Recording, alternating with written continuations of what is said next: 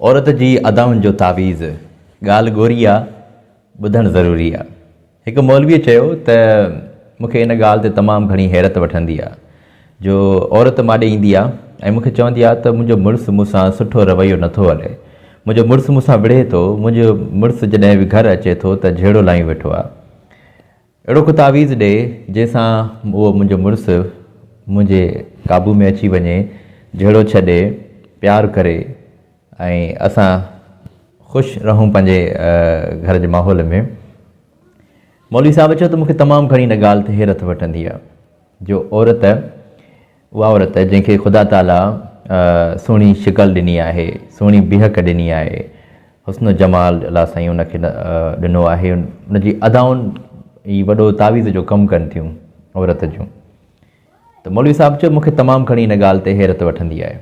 यादि रखो त नेक सीरत औरत जी अदाऊं ई मर्द जे लाइ तावीज़ जो कमु कनि थियूं। त पोइ सुवालु इहो आहे त पोइ अजायूं इहे औरतूं वतन थियूं काग़ज़ जे तावीज़नि जे कढ ख़्वार थींदियूं।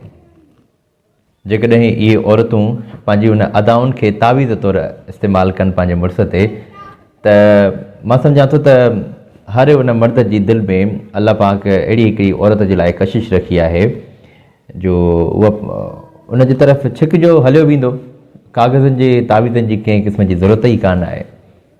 ॻाल्हि वाज़ वरी बि हिकु दफ़ो इहा ई थिए थी त पोइ इहे औरतूं पंहिंजी अदाउनि खे इस्तेमालु कंदे तावीज़ जो कमु छो नथियूं वठनि, पंहिंजे मुड़ुस खे पंहिंजी अदाउनि सां छो नथियूं घायल कनि त जीअं उहो सिधे रस्ते ते अचे।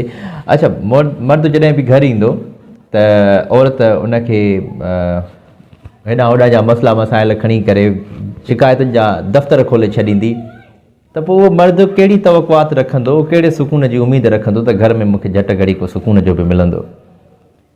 बाद में थिए इहो ई थो जो औरत वते थी तावीज़नि जे कढ आहे, मर्द ज़ाहिर आहे उनखां किनारा कशी कंदो, ज़ाहिर आहे घर में झेड़ा हूंदा।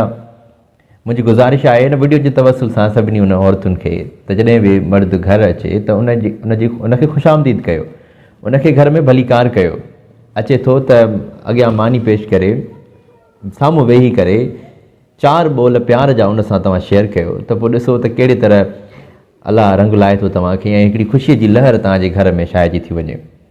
तंहिं करे मुंहिंजी सलाह वठो, इन काग़ज़ी तावीज़नि जे चकर खे छॾे करे पंहिंजे अदाउनि खे तावीज़ बणायो त जीअं तव्हांजा मसइला मसाइल अहिड़े तरह सां हल थी सघनि। ऐं ख़ुशूसी दुआ आहे त अलाह पाक तव्हांखे ऐं असांखे, असां सभिनी खे अमल जी तौफ़ीक़ अता फ़रमाए। चओ आमीन इंशाअल्लाह। त दोस्तो, ईंदड़ वीडियो में वरी अवां सां गॾु आहियूं। पंहिंजे भाउ साजिद मेमून खे ॾींदा इजाज़त। धणी निगहबान।